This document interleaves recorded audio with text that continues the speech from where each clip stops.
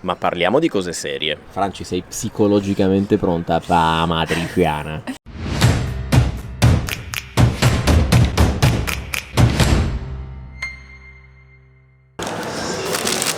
Eccola!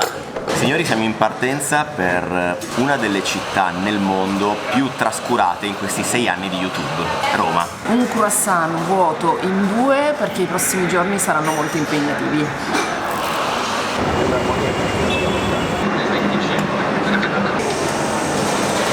Finalmente abbiamo lasciato l'autunno di Milano per l'estate romana. Ma allora esiste l'estate da qualche parte? Sì! Ho scelto questo Airbnb solo perché volevo dormire sul soppalco. Ora se non muoio... Ma che carino! Piccolino, ma caratteristico. Caratteristico, direi quello che ci serviva. Confido sul fatto che uno di noi due morirà su questi gradini. Soprattutto la motivazione della scelta è stata... era il meno caro. Bene, belli freschi e cecchinati, oddio freschi non tantissimo, ci dirigiamo alla prima destinazione. Porca miseria. Adesso capiamo come muoverci qui a Roma. Ci faremo mica sconfiggere così dalla metro al primo giorno. Magari al secondo giorno, però sì. L'altro piccolo disagio è che oggi Google Maps ha deciso che su Roma, se tu chiedi uno spostamento tramite mezzi pubblici, lui, non so perché, ti fa vedere solo quello a piedi. Amici di Roma, è tutto ok? Ma non ci faremo fermare nemmeno da questo. Ci vuole Ben Affleck. Cappe, attendere prego, quindi dobbiamo andare in direzione Battistini.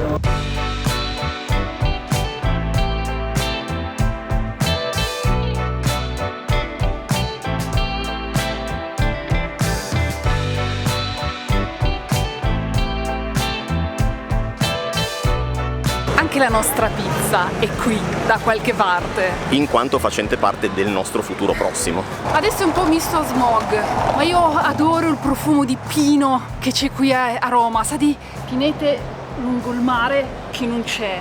Prima tappa seria. Il Colosseo? No. Pizza a taglio. Abbiamo preso pizza, porchette patate e pizza alici pomodorini. Volevo la pizza rossa classica, non c'era. Posto straconsigliato da tantissimi di voi e pizze straconsigliate dai ragazzi di Sancho che ci hanno detto cavallo di battaglia, questa e questa.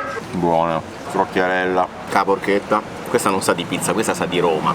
Però ci starei mica patendo questi 40 gradi. No, cioè sì, ma non devo protestare. Buona raga. L'unico commento che sentirete oggi di Franci è questo. Buona raga. Buona raga. È buona? Ma io la volevo rossa e basta. Adesso sto qua fino a che non mi sfornano la teglia che voglio io. Allora è il mio turno con quella rossa. Buona, però diciamo che per sua natura spigne di meno rispetto a quella con la patata e con la porchetta. Però ci sta. Sancio promosso, abbiamo pagato 13,50 €. A Franci gli è rimasta un po' di voglia di pizza rossa. Troviamo una soluzione. Grazie. Altare della Patria, cielo. E Colosseo, cielo. È piccolino, bisogna andare più vicini per vederlo. Da qui può andare bene? Sì, Sembra quello vero? sì. Bene. Ma tu pensa un americano che arriva a Roma o uno che vive dall'altra parte del mondo e vede il Colosseo dal vivo. Gli viene una paresi facciale per il resto della vacanza. Franci come i vecchi. Sto girando un po' di footage per studio aperto. Ricordatevi di rimanere a casa durante le ore più calde e mi raccomando bevete tanta acqua. Cioè, esattamente il contrario di quello che stiamo facendo noi. Later. Dai, tra 2 ore entriamo.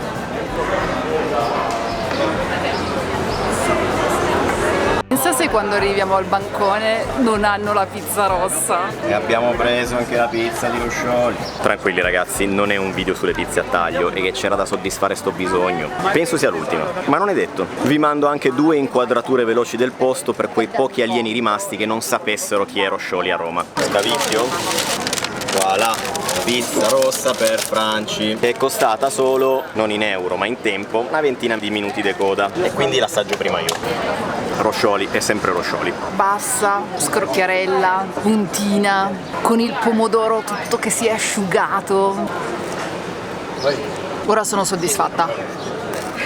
Meno male Franci perché hai esaurito il mio tempo in coda per la giornata di oggi. Bene, abbiamo speso 6 €, una Franci soddisfatta. Ci aspettano 43 minuti per tornare a casa sotto 43 gradi all'ombra. Vedi a lamentarsi della pioggia di Milano?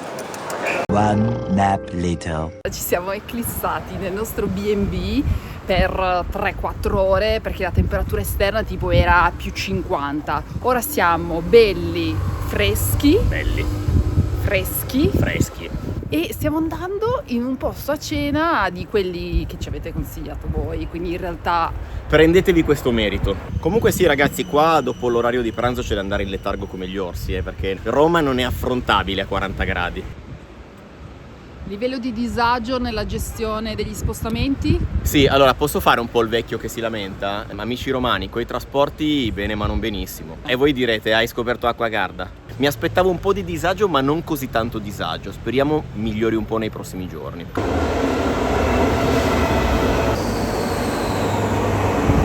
Attenzione, treno per Laurentina in arrivo.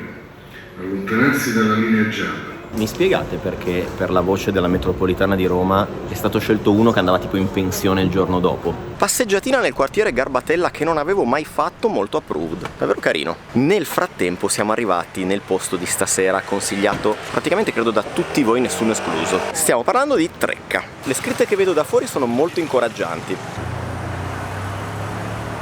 Allora Franci, visto il clima, i 40 gradi subiti tutto il giorno, La vista sul mare. la vista sul mare, quasi, una bella boccia di rifermentato. Ci stai? Ah, bene. Tanto me la scolo tutta io, però basta che me la faccia ordinare. Dico perché filologico? Perché era come si faceva il Frascati tanto tempo fa, 70 anni fa, quindi in bianco di struttura. Iniziamo molto bene perché è arrivato un vino pazzesco. È un mix di Malvasie e Trebbiani, molto pericoloso perché questo secondo me va giù che neanche ce ne accorgiamo. In attesa del cibo, partiamo con questo trittico di antipasti. Infornata di verdure, peperoni alla romana e pane, pagliata e cipolle. Tutto molto bello. Allora, da cosa cominciamo? Visto che Giano non è capace di mangiare in modo elegante, è molto buono. Il gusto è assolutamente delicato. Le cipolle e l'accompagnamento un po' acidino sono molto piacevoli. È anche formaggioso. Sì, voi lo mangiate, non vi domandate tanto che cosa sia e lo apprezzerete. Cioè in questo momento Francia è come se gli avessi detto non pensate all'elefante. Questo ragazzi è un piatto super tipico romano. Di solito lo trovate in un primo perché spesso la pagliata va a condire la pasta. Però ci piaceva questa rivisitazione sul crostone con le cipolle, c'è anche del formaggio, ha un sapore delicato ma gustoso. Faccio un commento utile per chi di voi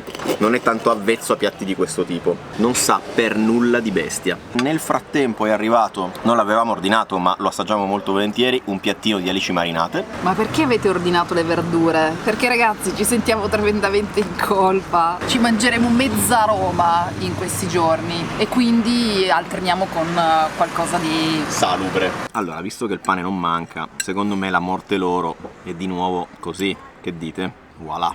Piacevoli, hanno quel tocco acido che mancava negli altri piatti. Mi piacciono. super sfiziose. Visto che mi avanza un pezzetto di pane, diamo un senso ai peperoni. Ma parliamo di cose serie. Franci, sei psicologicamente pronta pa matriciana? Sì, sto cercando di capire come aggredirla?